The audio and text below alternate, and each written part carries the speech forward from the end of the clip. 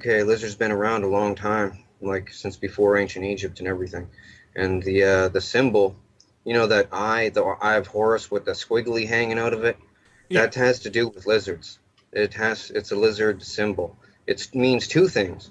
It's a pro-lizard symbol, and it also means beware, there's lizards here. Okay, there's three different kinds of lizards. I'll tell you all about them. They're called vril. The thing is, I'm not sure if it's one L or two at the end. It's vril, Vrill, or Vril. Germans were into them. They had a club with vril things.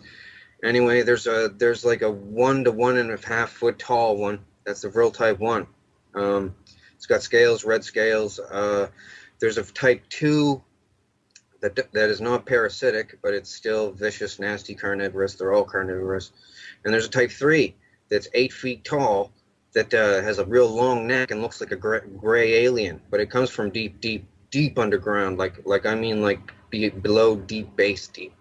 Like they need a methane oxygen mix to breathe, and deep underground they got sulfur pools, I guess, that make this stuff. Anyway, they come up underneath the domed bases. The government is complicit with them, basically.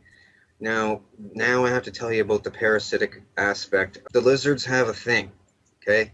They have what's called a proboscis. There's lizards out there today that have a proboscis on their face, okay?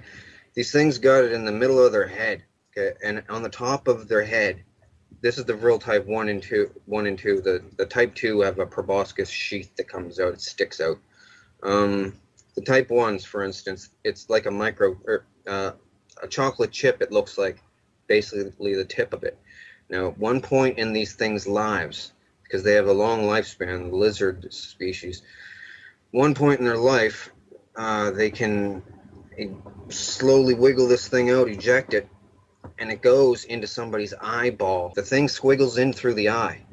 It does a spiral around the optic nerve all the way to a certain point, and it's driven there by taste. And they said once it gets there, it has the taste of butterscotch, and then it does a feeling like holding your breath and pushing outwards. And at the tip of this chocolate chip, it then starts they call sweating the quill. Now, the spinal cord stuff comes out of the spinal cord, out of the chocolate chip thingy, and it's everything that the lizard is. The lizard's whole body is dead. The little lizard thing is dead, and it can't go back in. Can't get back in. It's one way. Once it excretes this stuff, sweats this quill thing, the person's debilitated for an unknown amount of time. I don't know how long. When they come back, they have to have some recovery time, but when they come back, they are not the person anymore. They are then the lizard. Let me put this to you flatly. The old person's consciousness is gone. The body is absolutely, totally dominated, and the lizard is smarter as a human then, and totally controls everything. Over time, it'll develop a rash. It'll lose its hair. Thing is, these things are all over the place, and they mimic human behavior. In fact, one of their names in the past is Mimic.